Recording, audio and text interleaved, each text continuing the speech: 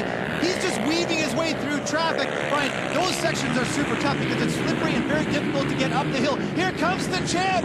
Look at him firing through those huge ruts. Oh, and he just gets caught running and just maintains his balance. Brian doing anything just to carry his speed. That little section there causing all kinds of trouble. That's where Cook had his problem. Look at this, sitting up on the tank, both feet down, paddling along. There's our leader, Ocean Transportation. Oh, nice move as he gets by Dubé. Just gets out of Dubé's way there at the last second. Could you imagine? And look at this rider, Colton Fasciati, just doing 360s here. Can't even get going. Throttle's pinned, just these guys are having a hard time. At least he was able to maintain the bike's momentum and didn't stall it. As we get back, oh my, Mitch Cook, our leader goes down. He body rolls a flagger. She's okay. He is too, but the motorcycle is stalled. He's going for the kickstart. He's looking back. What is going to happen here? Kyle Keys just moved up to second. He's coming up the straightaway right now. And there he goes. Kyle Keys into first place in these treacherous conditions of that machine racing motorcycle. They got to be stoked there in Sutton, Ontario. Brian, we were talking about patience. Kyle Keys has been very patient, slowly picking up riders, waiting for Cook to make a mistake. Cook goes down. Keys is in first place. This is the battle for third place. We've got number 101 Paul Carpenter on the inside. Medallion moves from fourth into third as he passes Carpenter. Look at them swapping side to side. Get the augers out, boys. Maintain your position. Carpenter now into third. Carpenter from Ithaca, New York, upstate New York, that borders with Ontario.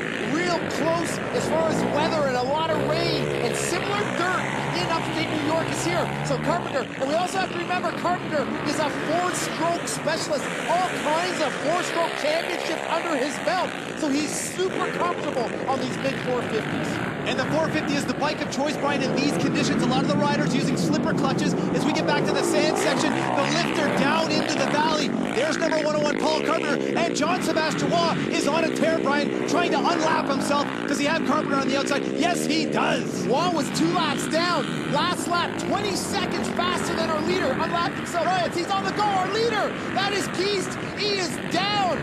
I don't know if it's a bike problem or if it was just a slide out. No goggles on Keast. And there's fourth place. Steaming up big time in the Ocean Transport Suzuki Travs. We don't know if he can make it. Hey, look at this. The fans at the Shadow Valley Raceway are loving the racing here on the track in Morden, Manitoba.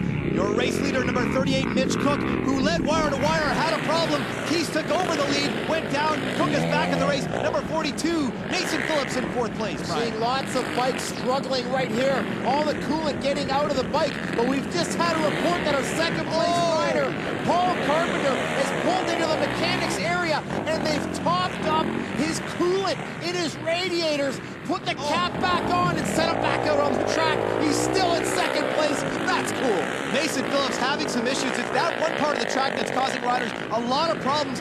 There's your leader, number 38, Mitch Cook, getting his last lap. Like, Ryan, the one thing you want to see as a racer right now is the last lap flag. You're praying for the white flag, but you really want to see those checkers. And right now, that's what Cook's praying for.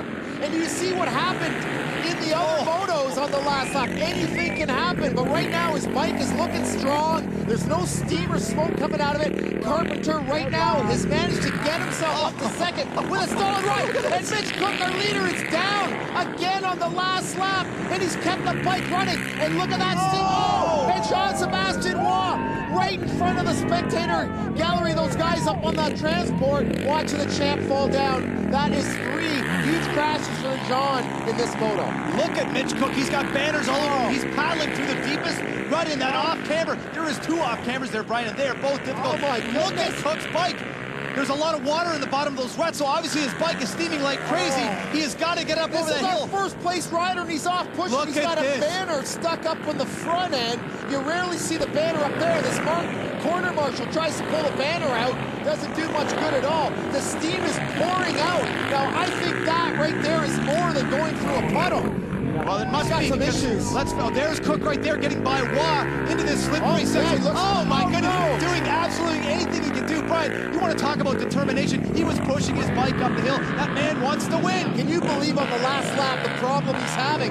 Carpenter stopping to top up the coolant has given him the breathing room to to make those mistakes and maintain first place, because if Carpenter didn't pull in, he would have been knocking on the door for the win. Number 27, Tim Trombley in third place. He's got banners hanging all over his bike, soldiering his way with a podium position to our leader, number 38, Mitch Cook, on his final approach, Brian. He's got to be very careful right now because he doesn't want to get stuck in this left-hander. It's a nasty one. Well, George Jones, five-time world champion, has taken Cook under his wing, has become his mentor, and I can see the beer flowing in Belgium right now as George Jones celebrates along with Mitch Cook a hard-fought moto win here in Morden, Manitoba.